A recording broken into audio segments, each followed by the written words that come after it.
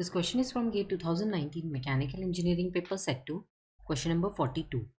A short shoe external drum brake is shown in the figure. The diameter of brake drum is 500 mm. Dimensions A is 1000 mm, B is 500 mm and C is 200 mm. The coefficient of friction between the drum and the shoe is 0.35. The force applied on the lever F is 100 Newton as shown in the figure. The drum is rotating anti-clockwise. Braking torque on the drum is dash Newton meter, rounded off to 2 decimal places. Let's find out. So we'll draw the free body diagram of the lever along with the shoe. This is the lever and this we can represent at the brake shoe. Forces here are this force F on the left end. There will be a normal reaction where the shoe and the brake drum meets. That is at the point of contact. There will be a normal reaction N. There will be a friction force between the brake drum and the shoe, direction of which will be in the direction of motion. So the drum is rotating anti-clockwise, therefore direction of friction force is towards the left. So this can be denoted as friction force F, which can be written as mu into N. Coefficient of friction mu into the normal reaction N. Now torque on the brake drum T can be written as this friction force F into R. R is nothing but the radius of the brake drum.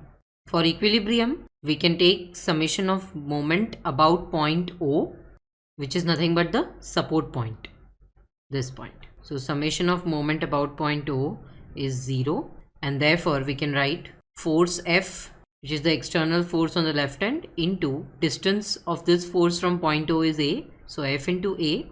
This creates an anti-clockwise moment about O. So we can take anti-clockwise positive. This will be positive F into A. Then friction force F also creates an anti-clockwise moment about point O. Don't mistake it to take from the upward. You have to take the distance between point O and the friction force. So this distance is C and therefore moment will be plus small f into C. Then normal reaction N creates a clockwise moment about O. Distance between normal reaction and point O is B. So we have minus N into B equal to 0. Just substituting the value of F, we have capital FA plus mu N into C minus N into B equal to 0. Taking N common, mu C minus B plus FA equal to 0.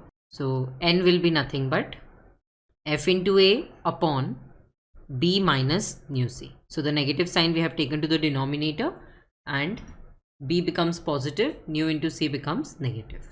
Substituting the values, we have force F is given to be 100 Newton into distance A is 1000 mm divided by distance B is given to be 500 millimeters minus coefficient of friction between the shoe and the drum is 0.35 into distance C is 200 millimeters. So we get value of N is 232.558 Newton.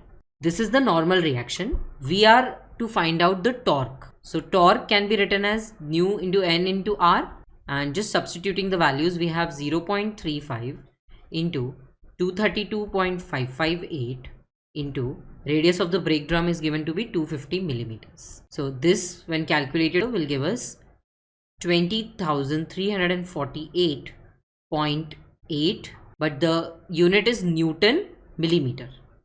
This distance is in millimeters, so unit is Newton millimeters that we get. We need to convert this into Newton meter. So just dividing this by 1000, we have our answer as torque on the brake drum is 20.35 Newton meter. We have rounded it off to 2 decimal places. Let's go back and fill in this answer. So the braking torque on drum is 20.35 Newton meter. To learn more about brake systems, you can refer to the NPTEL video Brake System Part 1. It's from the course Fundamentals of Automotive Systems. This course is taught by Professor C.S. Shankar Ram. He is from Department of Engineering Design of IIT Madras. I hope this solution will help you clear your doubt. Thank you.